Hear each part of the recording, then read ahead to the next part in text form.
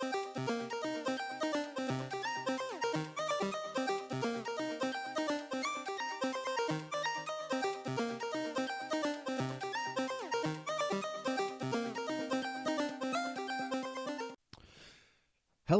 this is Vision Denial and Clearing Vision MSI 2022.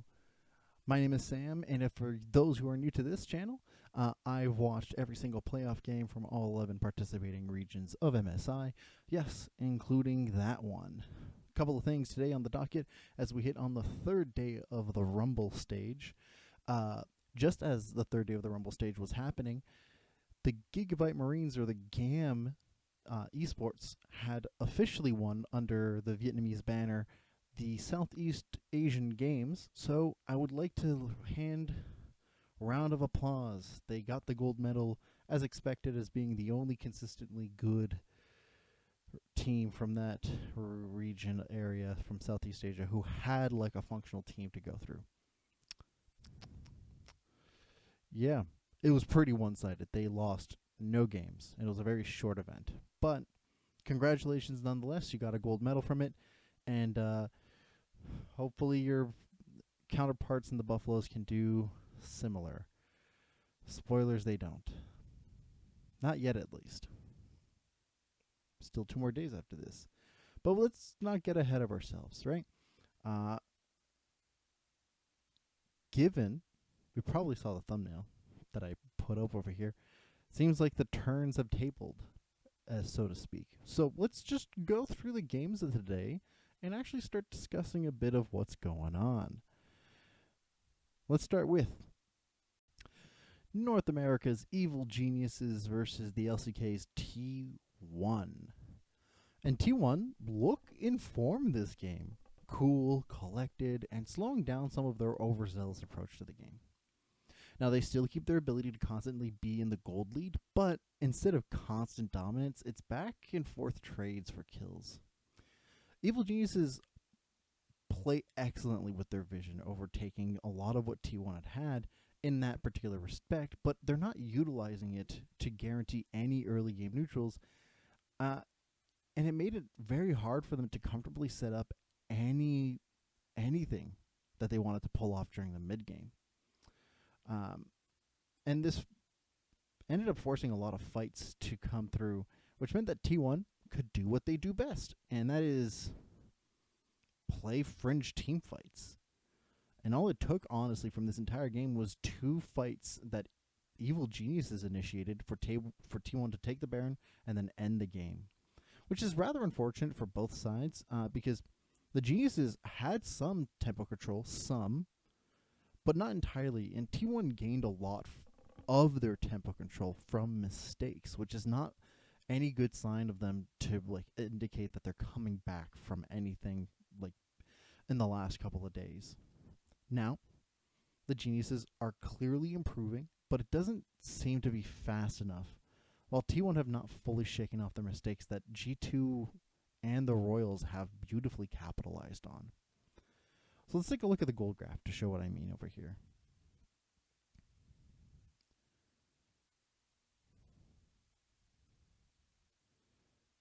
So, taking a look at the situation here, you can tell that much of what would be capitalized as a standard gold lead doesn't come through until much later into the game, well within 23 minutes.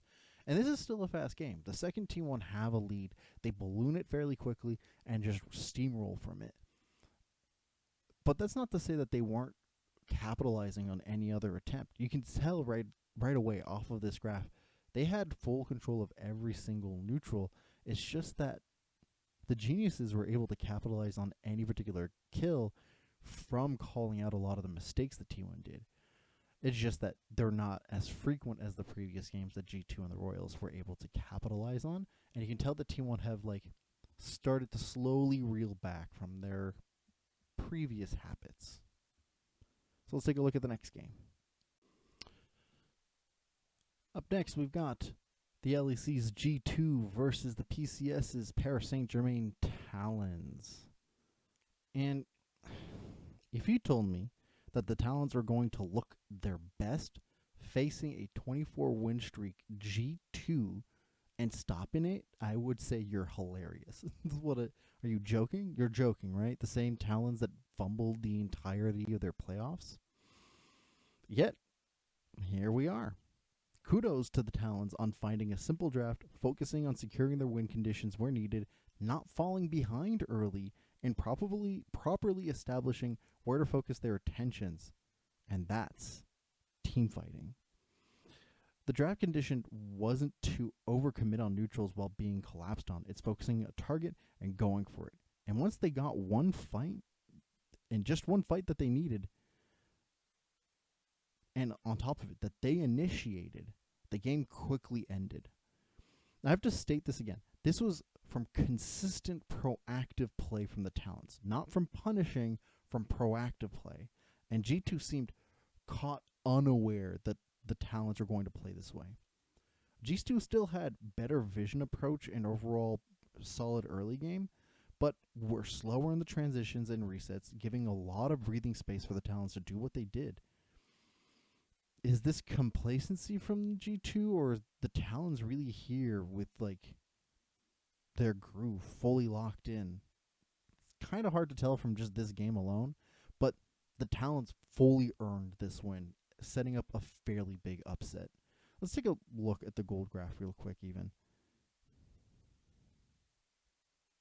So like already looking here, you can tell that G2 never at any given point from any points of the early game were able to gain more leads than what the Talons were able to like contest at any given point.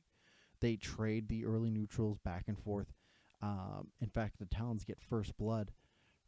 And regardless of the scenario, even while G2 were slowly gaining leads, the Talons had properly understood to not try to face them head on under their terms, and only to catch them way unawares as soon as they found a situation that benefited them completely. And from the 23-minute mark onwards, they efficiently used their Baron to clean out the game. And honestly, kudos to them from this. Hopefully they can still ride this wave, and we'll see whether or not G2 have caught a little bit of their win streak hubris, so to say. Let's take a look at the next game. We've got the LPL's Royal Never Give Up versus the VCS's Saigon Buffaloes. And, oh man, Buffaloes. The Royals holding a lot of control from minute one could be attributed from the Buffaloes' inability to play their draft conditions correctly. Why is that? Well, it's one thing to develop a huge lead at 6 minutes into the game, and another when the lead stays there for 20 minutes.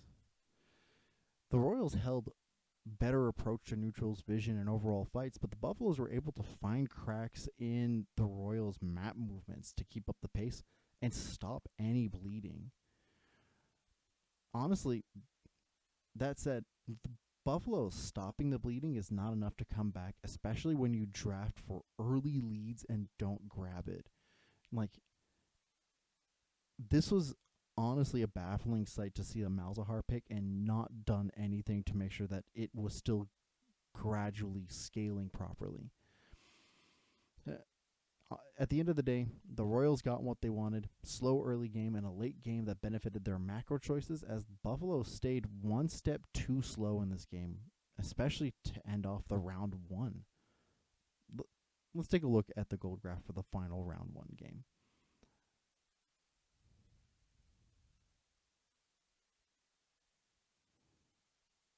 And you can tell already, like, there is no gold lead for the first couple of minutes. And even then, it seems like the Buffaloes are already keeping up whole control. And then it hits this kind of trough, very flatline trough, for so long. From the 12-minute mark to the 30-minute mark, nearly 20 minutes of this game is straight up the Royals unable to gain much more ground than what they had from the beginning. And it's one fight later in that really does it for the entire game. But at that point, why did it take you so long?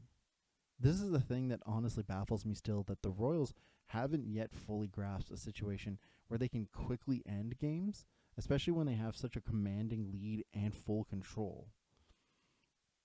But, this is the end of round 1. They still have time before we get to the bracket stage, which they seemed very comfortable to being able to move on from. But, things change. Maybe Royals start getting a little bit of a bug of, let's go, faster game times. Things are still rather up in the air at this point. Let's take a look at the next game. All right, we got the first game of round 2. The LCK's T1 versus the PCS's Paris Saint-Germain Talons. Honestly, if I'm a fan of the Talons, I would be very pleased with the manner in which they played this game. T1 had full control, solid early game, and yet the Talons contested them at all the right times that were needed for every appropriate neutral and turret. T1, for their part, are still showing some of their late game macro choices they're showing that their late game macro choices are a little questionable during this tournament, but overall, it's a lot more calm, cool, and collected as a whole.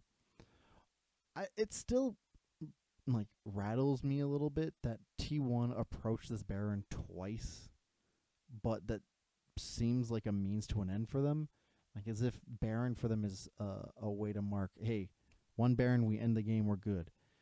And I don't see them shaking off this mistake anytime soon. If anything, from the Talons specifically, I think they weren't aggressive enough at some stages where they could have gotten more picks, honestly. They could have been able to contest slightly more, traded up a bit more. Relying on mistakes from your opponents, however, will maybe net you a win versus the geniuses, but Royal Never Give Up and G2 may not give you any chances during round 2. Even if the Talons did beat G2 on their round 1, might not get a second chance to pull that off as easily, so you need to be much more proactive. Let's take a look at the gold graph here. And just seeing this, right? Usually this gold graph looks way more aggressive on the side of T1, but we barely crest 1 to 2K leads until we hit 12 minutes. And by the time the 12-minute mark hits, then we start seeing the T1 that we understand and know and love, where it slowly starts building, and no matter anything the Talons can do, T1 seems to be consistently trading up. But you can tell on the side of neutral objectives, they're contesting back and forth fairly regularly. In fact, hitting sole point at off of the fact that it's a decision that T1 decided to work with Baron first. And I think a little bit the over-reliance on Baron seems to be a weakness that T1 are now showing more and more, where it used to be, cheeky, they would get a Baron and end the game quickly. Now it's starting to look like a desperation on the only way they know how to close the game, which I personally know is not the case, but the gameplay itself seems to dictate otherwise. Let's take a look at the next game of the day. The LPL's Royal Never Give Up versus G2 Esports from the LEC. We got a Riv in this game from G2. I know that Connor mentioned that they were super flexible, but we're starting to see something questionable. This is a rough day for G2. The Royals understand the win conditions of G2, know their playstyle, and execute on the situation excellently. Finding consistent picks, answering their approach with positive trades, and never allowing them to get any early game lead. Now, the early game approach from the Royals is solid through this game, but nothing is ballooned until the 15-minute mark, where it looks like G2 are scrambling to find any control. The vision play they usually have denied completely by the Royals. Then teamfight coordination is never given a chance to be executed at all, and none of the wave manipulation happens from G2. The Royals outplay G2 at their own game, and it looked like their hubris has finally caught up to them. Questionable, but it's not new for this organization historically for their hubris to really get the best of them. There is now a potential for a three-way tie for first place, depending on how the Royals and T1 match up on their round 2 rematch on the last game of the Rumble stage. But as far as it goes, G2 need to possibly rethink their play style after today, especially if they've been punished so easily by the Talons and the Royals. The Talons especially. Let's take a look at the gold graph, really. Taking a look at the situation here. At this current point, neither of the teams have huge leads until, like I mentioned, the 15-minute mark, where it clearly shows that the Royals have an idea of how to approach this game from here on out, but nothing that G2 could do ever came close to being able to like contest how the Royals were approaching this game. The Royals never found any moments that would be opportune for G2 to be countered on. Like, what I mean by this is that G2 have had a large amount of favor in team fighting, not necessarily in niche scenarios, but in consistent scenarios that force errors out of their opponents.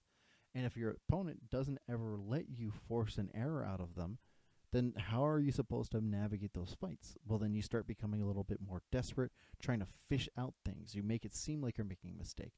But here's the thing. There's a very thin line between fishing as if you're making a mistake and an actual mistake itself. And G2 didn't seem to be on the right line of that at this point. Let's take a look at the last game of the day. We've got the LCS's Evil Geniuses versus the VCS's Saigon Buffaloes. And honestly, the Buffaloes looked very good in the early game of this game, as they hold up the Geniuses' passive nature against them and collected small leads thanks to it. The issue, however, comes with the fact that those leads were traded back and forth as the Geniuses punished any particular small misstep.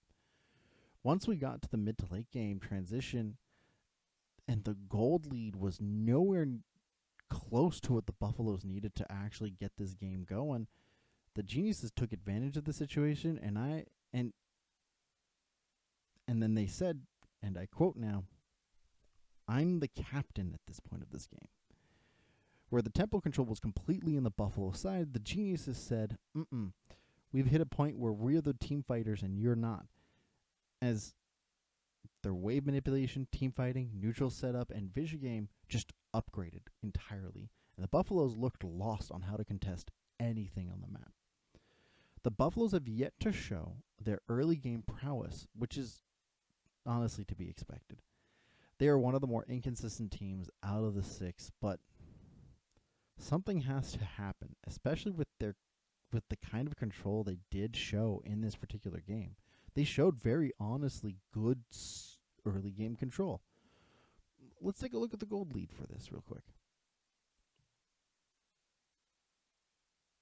Because, notice here, the Buffaloes on regular intervals do get 2K leads for a good while and are in solid pacing with most of the game until the 15-minute mark. They trade neutrals positively on their end.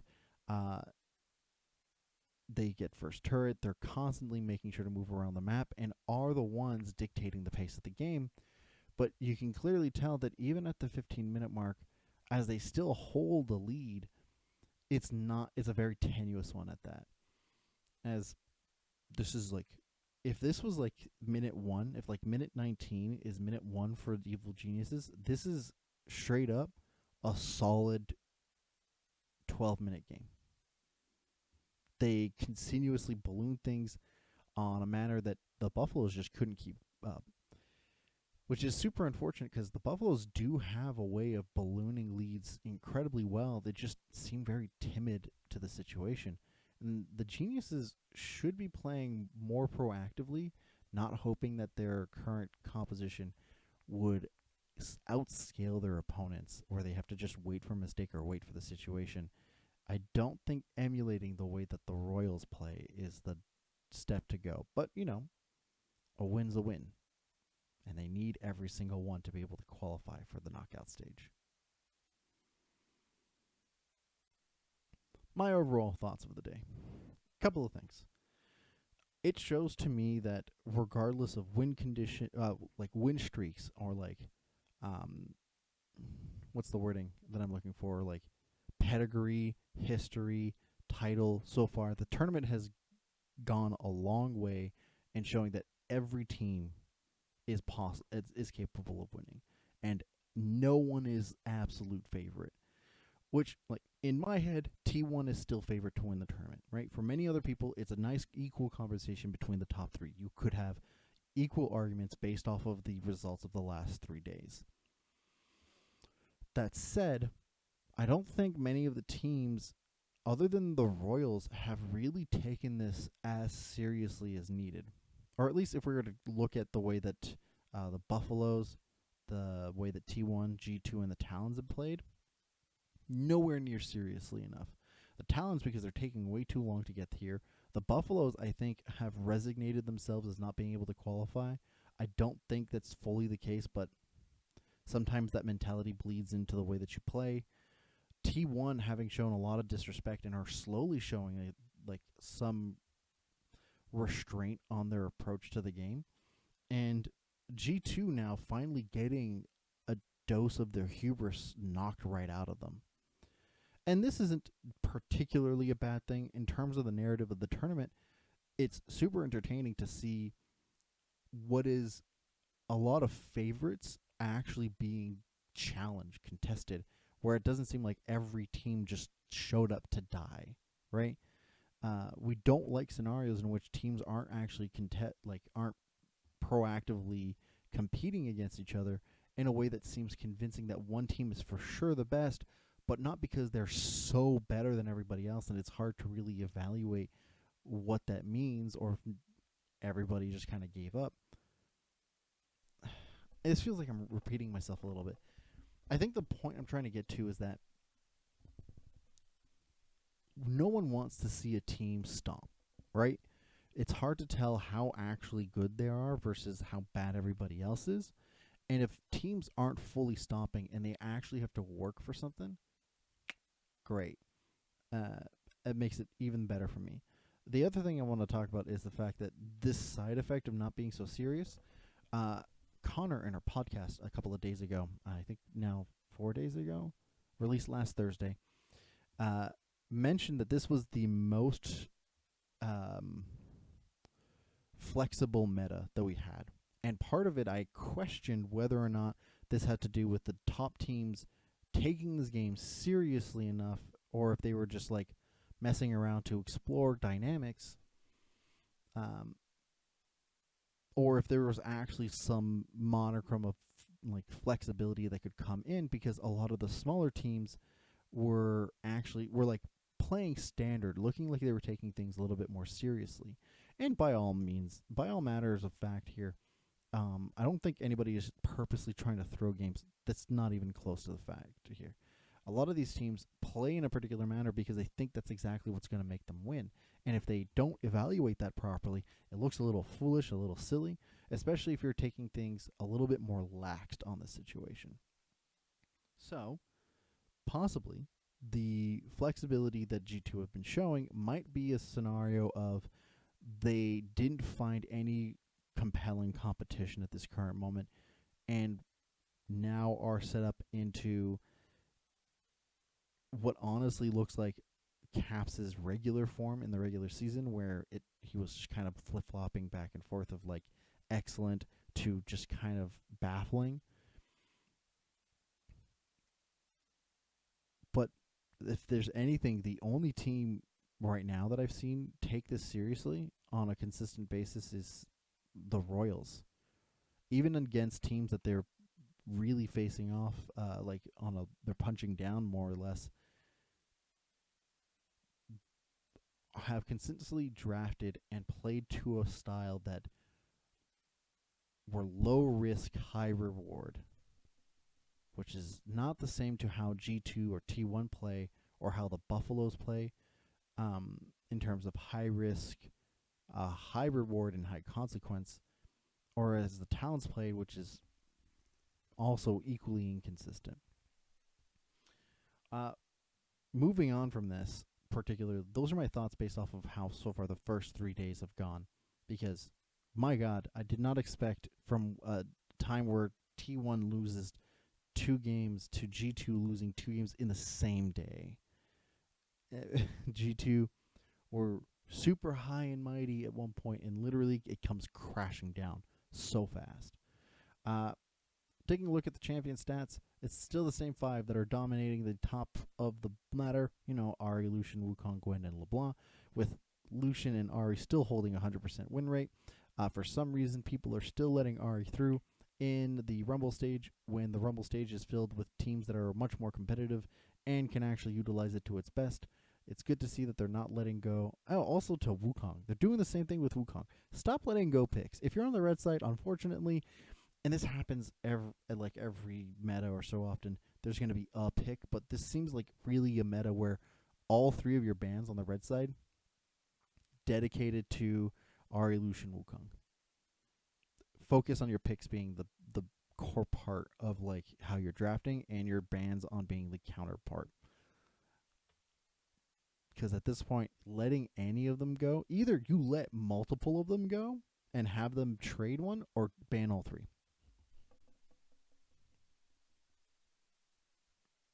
Yep.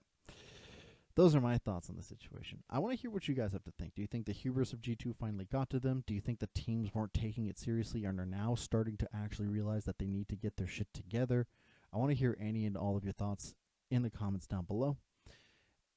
Also, I would greatly appreciate everybody who's been watching. If you like this content, leave a like and subscribe.